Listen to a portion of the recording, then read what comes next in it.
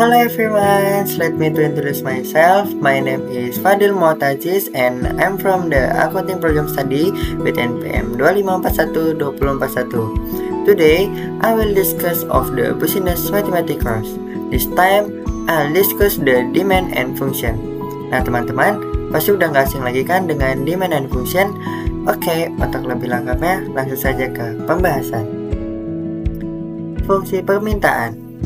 Fungsi permintaan adalah suatu fungsi yang menunjukkan hubungan antara harga suatu barang atau jasa yang ditandai dengan P atau price dengan jumlah barang atau jasa yang diminta oleh konsumen atau QD yang disebut dengan quantity demand dengan asumsi faktor-faktor lain selain harga barang itu sendiri dianggap konstan. Permintaan diartikan sebagai jumlah barang yang ingin diminta oleh konsumen dengan kemungkinan tingkat harga dan waktu tertentu. Permintaan muncul jika pembeli memiliki keinginan untuk membeli barang dan jasa dengan kemampuan untuk membayarnya. Selanjutnya adalah hukum permintaan. Fungsi permintaan secara fundamental berpegangan kepada hukum permintaan. Hukum permintaan menyatakan bahwa jika harga suatu barang naik, maka jumlah permintaan akan turun. Sedangkan apabila harga barang turun, maka jumlah permintaan barang yang diminta akan naik. Yang artinya, di mana harga yang diminta memiliki hubungan yang berbanding terbalik. Kita bisa nih ambil contohnya di kehidupan sehari-hari. Misal, kalau harga nasi goreng naik dari 15.000 menjadi 20.000, pasti pembeli akan berkurang kan? Tetapi jika harga nasi goreng dari 15.000 turun menjadi 12.000, pasti pembeli akan bertambah banyak seiring waktu. Kurang lebih seperti itulah yang dinamakan dengan hukum permintaan.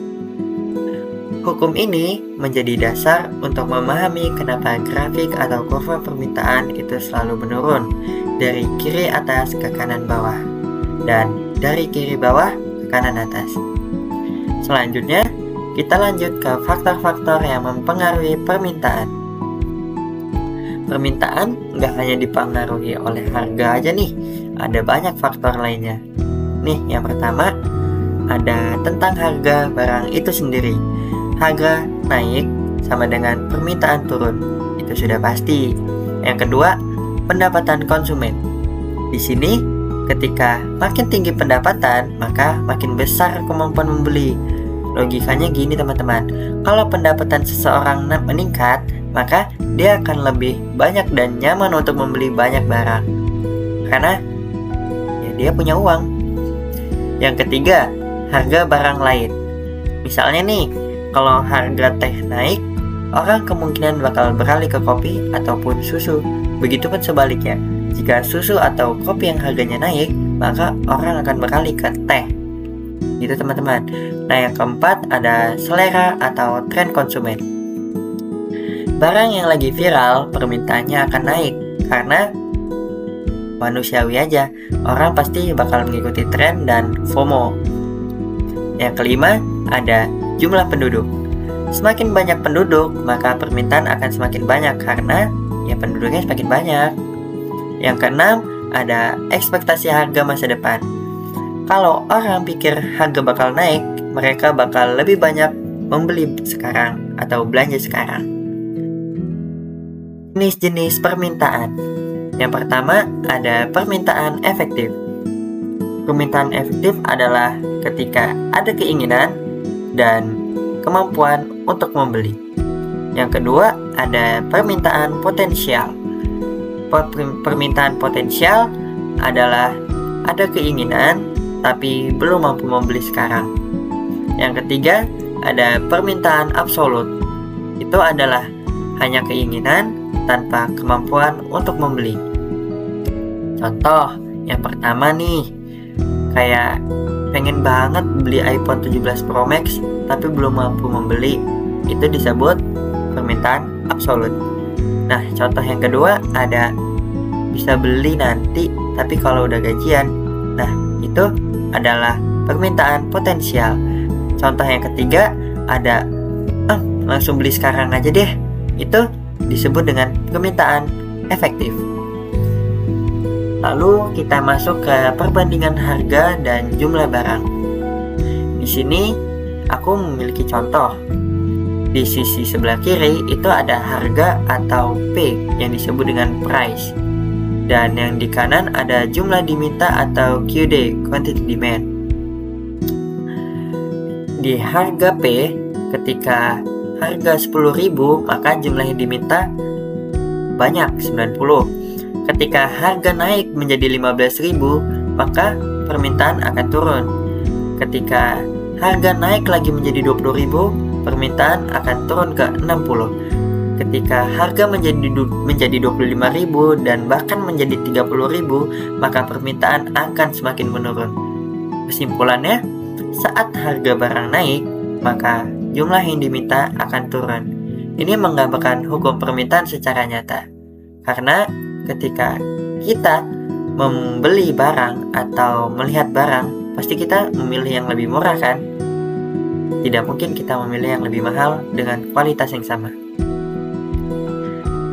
Rumus fungsi permintaan. Rumus umum fungsi permintaan ada di QD sama dengan A min BP. Keterangan variabel QD adalah jumlah barang yang diminta, P sama dengan price sama dengan harga barang, A sama dengan permintaan maksimum dari harga 0, B sama dengan tingkat penurunan permintaan setiap kenaikan harga 1 unit. Rumus ini nanti bisa kita pakai menghitung secara matematis jumlah barang yang diminta pada harga tertentu. Jadi, rumus umum sama dengan jumlah barang yang diminta, P price atau harga barang sama dengan permintaan maksimum dikurang tingkat penurunan permintaan setiap kenaikan harga 1 unit, price. Lalu ada hukum permintaan yang artinya 1. Saat harga tinggi, jumlah barang yang diminta akan menurun atau rendah. Kedua, saat harga turun, maka jumlah barang yang diminta akan naik. Kesimpulannya, hubungan antara harga dan permintaan itu berbanding balik sesuai dengan hukum permintaan. Di sini aku punya contoh soal teman-teman. Contoh soalnya diketahui A sama dengan 4, B sama dengan 2, dan P sama dengan 10.000. Maka kalian hitunglah berapa jumlah barang yang diminta. Aku bantu jawab ya. Yang pertama adalah di sini kan diminta itu fungsi permintaan. Oke, jadi fungsi permintaan sama dengan kita masukin rumusnya dulu. Rumusnya kan tadi QD sama dengan A min BP, atau jumlah permintaan sama dengan A min BP. A-nya tadi, QD-nya tadi 4. A-nya berapa? A-nya 2. A-nya 4. B-nya 2. Dan P-nya belum diketahui. Nah, kita masukin aja tuh.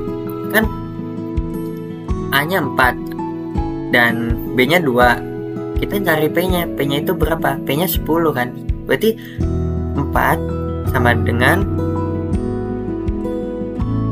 lalu aku punya contoh soal nih teman-teman.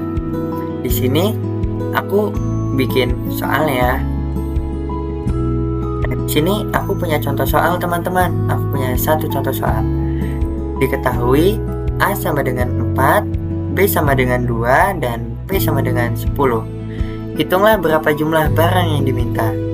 Fungsi permintaan, kita masukin saja rumusnya. Aku bantu jawab ya teman-teman. Fungsi permintaan sama dengan QD sama dengan A min BP. Di sini aku punya contoh soal nih teman-teman. Diketahui A sama dengan 4, B sama dengan 2, dan di sini aku punya contoh soal nih teman-teman. Aku punya satu contoh soal yang aku buat.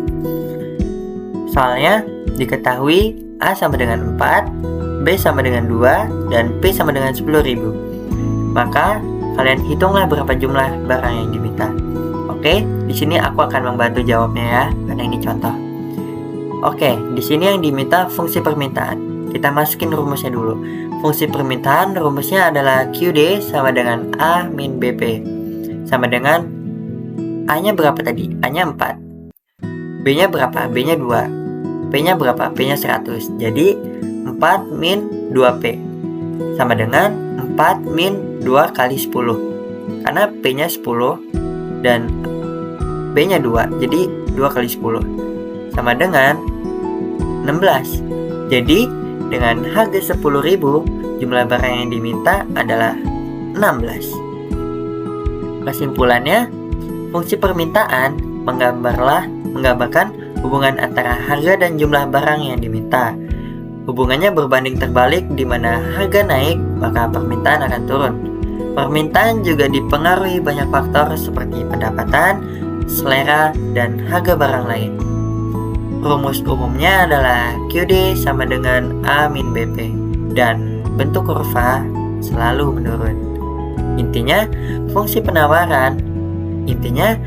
permintaan bukan hanya konsep matematika, tapi juga mencerminkan perilaku konsumen dalam dunia bisnis. Oke teman-teman, hanya itu presentasi dari saya. Terima kasih atas perhatiannya. Saya akhiri. Wassalamualaikum warahmatullahi wabarakatuh.